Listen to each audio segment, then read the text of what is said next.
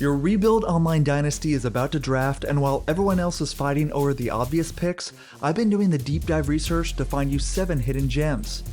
Look, Rebuild Dynasties are a completely different beast. You need the right combination of young talent, strong pipelines, and teams that got underrated by EA's star system. I've spent hours analyzing ratings and pipeline rankings to find teams that are primed for multi-year domination. And today, I'm breaking down exactly why these 7 schools should be at the top of your draft board.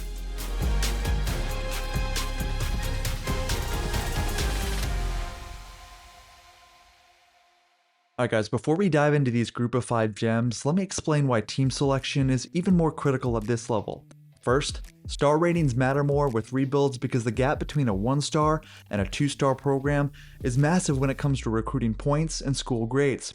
We're working with teams that are mostly 1.5 to 2-star programs in CFB 25, but several of these schools might get bumps after strong 2024 seasons. Second, pipelines are absolutely crucial. You can't just recruit nationally like the big schools, so having access to quality regional talent through Tier 3 and Tier 4 pipelines, that can really make or break your program.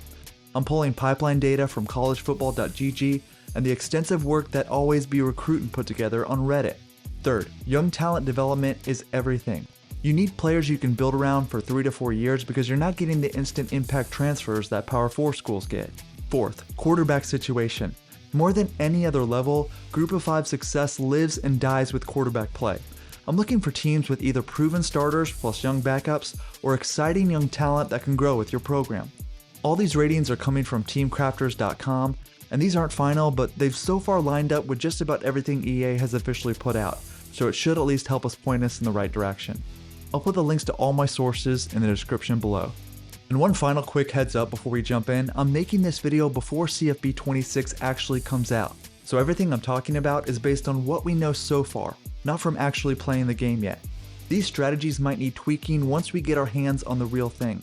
I'll definitely make updated videos with tested strategies once the game launches, so make sure you hit subscribe so you don't miss those updates. Alright, let's dive into the teams, and these are in no particular order. We're starting things off with USF. They're a 77 overall program, making them one of the highest rated group of 5 teams in the game. They were only a 1.5 star program last year, but I expect them to be a 2 or 2.5 star program this season. They're coming off a solid 2024 season and finished the year on a high note by winning their bowl game. Byron Brown is your 83 overall junior quarterback with 87 speed.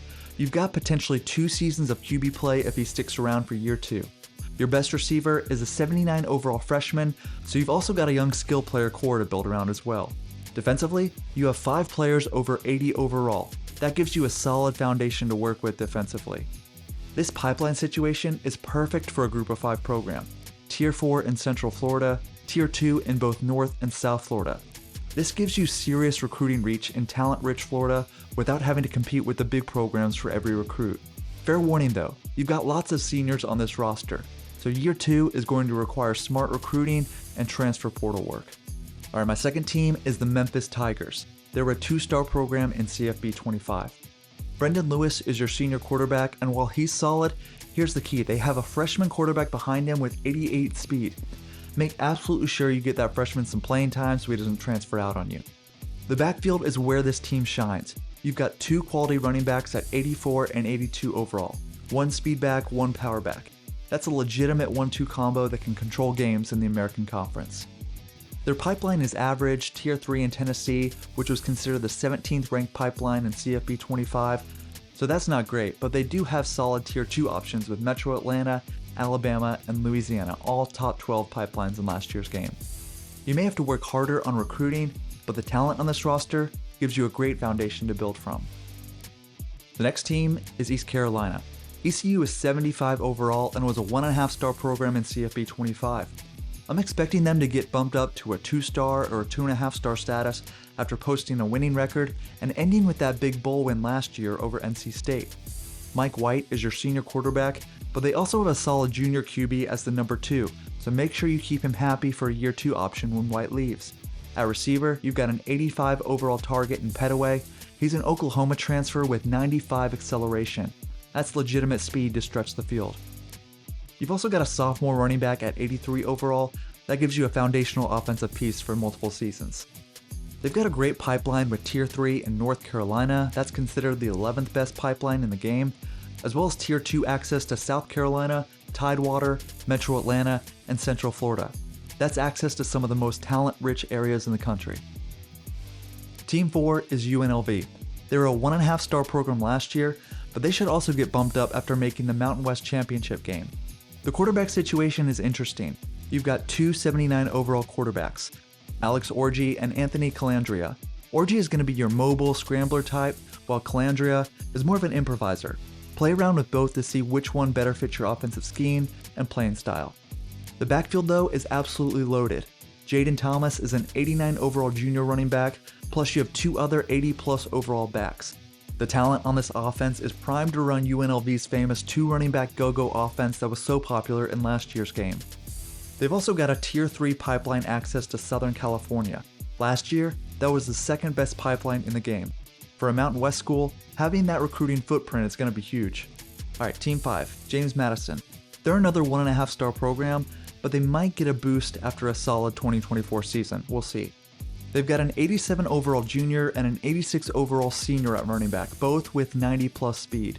Alonzo Barnett is your 86 overall junior quarterback, he's got 89 speed. This entire offense is built for big plays and controlling the clock with explosive runs. Pipeline isn't ideal, they've got a Tier 2 in Tidewater, but that's still the 6th best pipeline, so you've got decent regional recruiting access.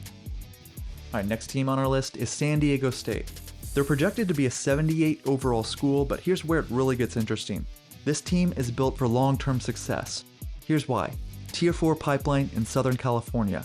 This gives you access to elite West Coast talent. Trey White is a 91 overall junior edge rusher. He's an elite pass rush talent that can single-handedly change games. You've also got 3 junior running backs all over 80 overall, plus some fast young receivers that you can develop. The quarterback situation, though, is a bit of a challenge. Your best options are 2 juniors at 74 and 75 overall, but if you can manage adequate QB play for a season while developing your young talent, this team has serious upside. Alright, now here's my final sleeper pick that I'm really excited about. And that's Old Dominion, and they were only a 1-star program in last year's game. They had a losing record in 2024, so they might not even get much of a rating bump in this year's game. But hear me out on this rebuild gem. This isn't a 1-year championship team, but it's the perfect long-term project. Tier 4 pipeline access to Tidewater, the 6th best pipeline in last year's game. That's better pipeline access than most 2 or 3-star schools. Their skilled players will also be fun to play with. Sophomore running back Devin Roach is back for his 2nd year at 82 overall, and he was an absolute stud in CFB 25. He ran all over a lot of my leagues with his gold shifty, takeoff, 360, and recoup abilities.